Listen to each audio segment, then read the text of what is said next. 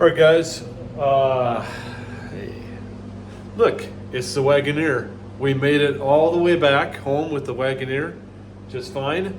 I've had it for about 2 weeks now, so it's time to start this project. I think we'll call it Project Old Skool. Maybe I had a different idea. I don't remember.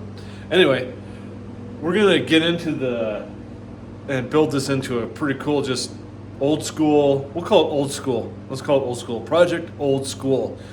So this is an '86 Grand Wagoneer, Jeep Grand Wagoneer, with a 360 V8, 727 automatic transmission, and an NP 228, which is like a part-time.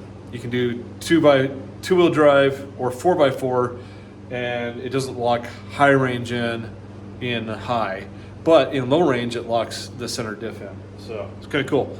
So you can just drive it around normally in 4-wheel drive if you want to all the time. So right now it's sitting on 33-inch tall tires, some Toyos that are garbage. They're not even worn out, but they are splitting down the tread. I'm not a big fan of Toyos. Original Jeep 15-inch wheels, alloys. I don't know what they call these ones. We're going to keep those. We're going to do a 4-inch lift, which is on the way. It's a BDS lift. And then we are going to completely redo the outside and make it awesome.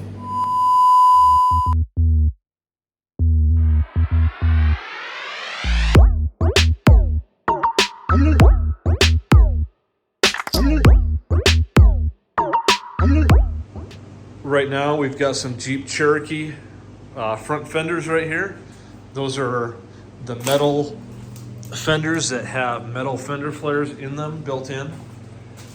For the wide track, we're going to remove these things, these fenders on the front and the back, and then we're going to cut out the rocker guards, or the rockers, and we're going to build in some rocker guards into these rockers so that, so basically it's part of the body and you can slide on them. The interior of this thing is in pretty good condition. As you can see, got one hole here in the seat. I'm gonna get that fixed, and then the rest of it's in really good shape, really clean and nice and original. Door cards are excellent. What have we done so far? I didn't record any of this stuff because it's kind of boring, but we have done an HEI distributor.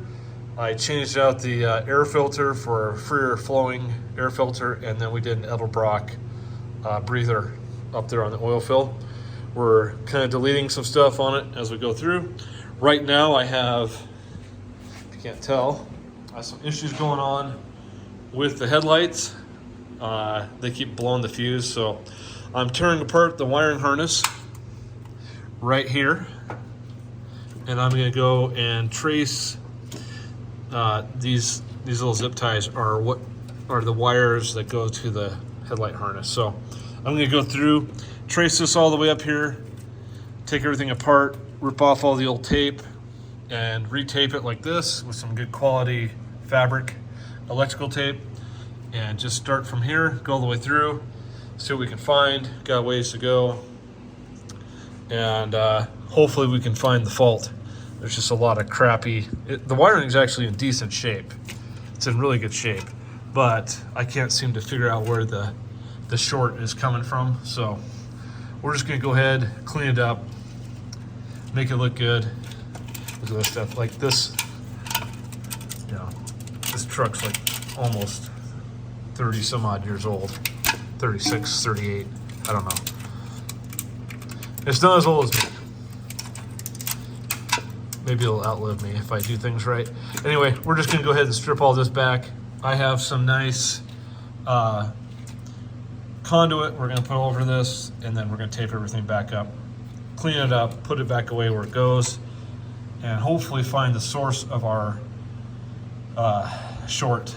So let's do a little time lapse of tearing things apart. Won't that be fun? Probably not.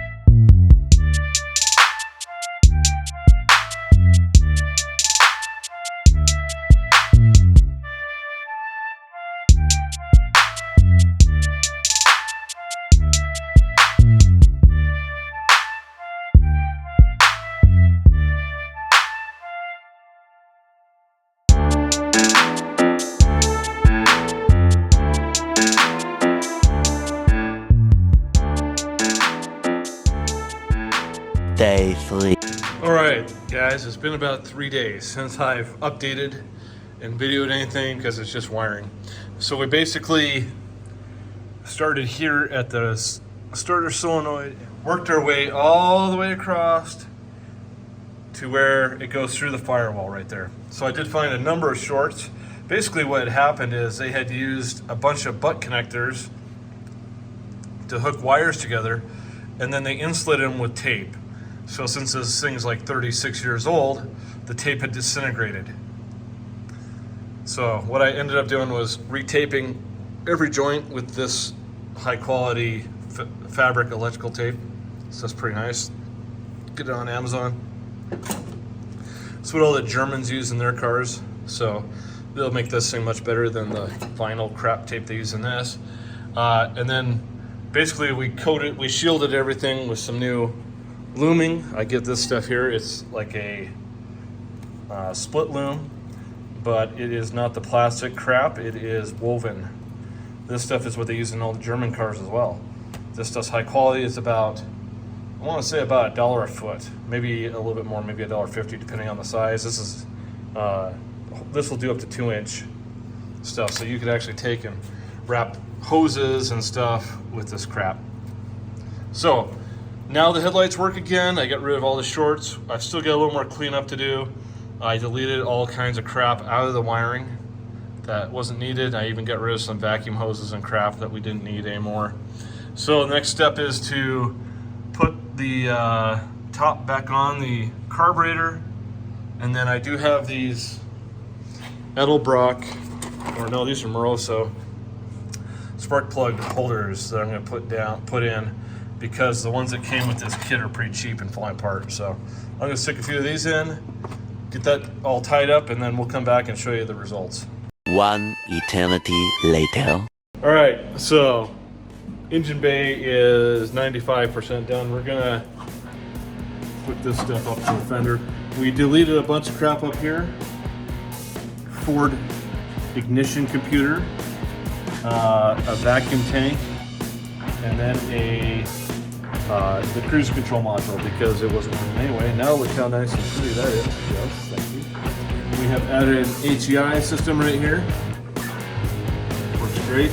The ignition system, got rid of all that Ford garbage and AMC garbage. We have the new air intake filter, well, new filter, carburetor filter, and then the Ford 2-barrel carburetor, Edelbrock breather on the oil fill, and then one of our other things that we were missing was the battery bolt down, so I got this off of Amazon too. I think I probably spent $300 on Amazon this last week. I need to slow it down. It was expensive. And then I also ordered a 4-inch lift so we can clear these 33s a little bit better and be able to use it off-road a little better. And then I've got a winch for the front, an old used winch that I'm just going to throw on there, but I need to build a bumper for it. And I think we're pretty much got her done. We're making progress at least. Pretty happy with it so far. So this is the first installment, basically cleaning up the engine bay, getting everything in here working. Yeah, lift kit will be here. I'm not sure if they shipped it yet. I bought it a while, let's see, I bought it Saturday night. I haven't heard anything about it being shipped yet, so pretty excited. Pretty excited. I'm calling this one Project Old Skool. So this is just part 1 of Project Old Skool. Part 2 should be coming out here pretty soon as well, so we start getting some more parts. Thanks for watching. Like and subscribe. Thanks.